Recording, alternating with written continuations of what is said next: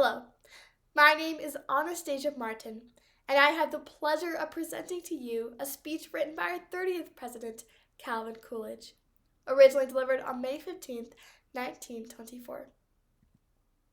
Message to the House of Representatives, returning without approval a bill providing for adjusted compensation for war veterans. To the House of Representatives, herewith is returned without approval H.R. 7959, a bill to provide adjusted compensation for veterans of the World War and for other purposes. We have no money to bestow upon a class of people that is not taken from the whole people. Our first concern must be the nation as a whole.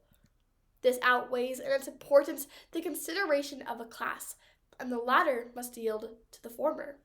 The one compelling desire and demand of the people today, irrespective of party or class, is for tax relief. The people have labored during the last 6 years under a heavy tax burden. This was necessary to meet the extraordinary cost of the war. This heavy assessment has been met willingly and without complaint. We have now reached a financial condition which permits us to lighten this tax burden. If this bill becomes law, we wipe out at once almost all the progress 5 hard years have accomplished in reducing the national debt.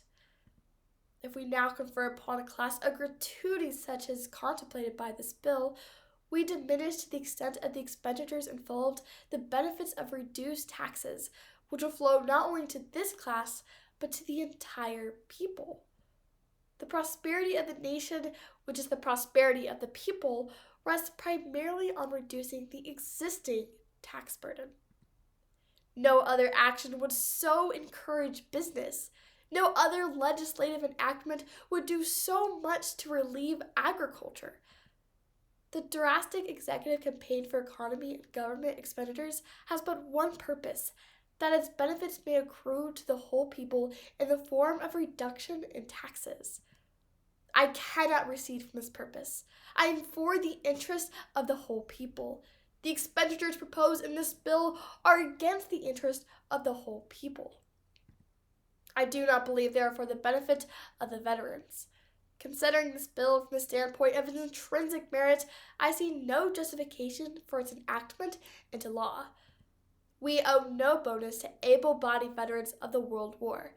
The first duty of every citizen is to the nation.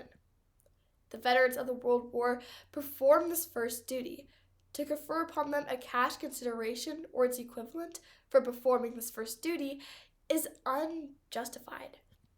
It is not justified when considered in the interest of the whole people. It is not justified when considered alone on its own merits.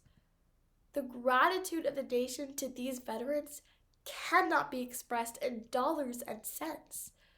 No way exists by which we can either equalize the burdens or give adequate financial reward to those who serve the nation in both civil and military capacities in time of war. The respect and honor of their country will rightfully be theirs forevermore. But patriotism can neither be bought nor sold.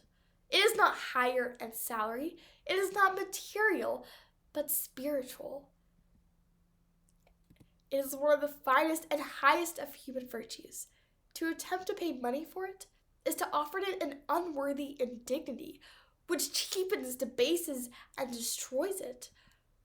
Those who would really honor patriotism to strive to match it with an equal courage, with an equal fidelity to the welfare of their country, and an equal faith in the cause of righteousness.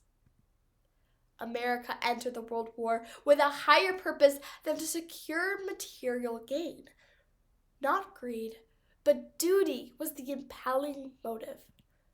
Our veterans as a whole responded to that motive. They are not asking as a whole. They do not want as a whole any money recompense. Those who do seek a money recompense, for the most part, of course, prefer an immediate cash payment. We must either abandon our theory of patriotism or abandon this bill. Patriotism, which is bought and paid for, is not patriotism. Our country has maintained the principle that our government is established for something higher and finer than to permit those who are charged with the responsibility of office or any class whose favor they might seek to get what they can out of it. Service to our country in time of war means sacrifice. It is for that reason alone that we honor and revere it. To attempt to make a money payment out of the earnings of the people to those who are physically well and financially able is to abandon one of our most cherished American ideals. The property of the people belongs to the people.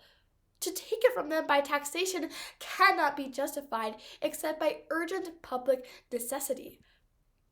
Unless this principle be recognized, our country is no longer secure, our people no longer free. This bill will condemn those who are weak to turn over part of their earnings to those who are strong. Our country cannot afford it. The veterans as a whole do not want it. All our American principles are opposed to it. There is no moral justification for it.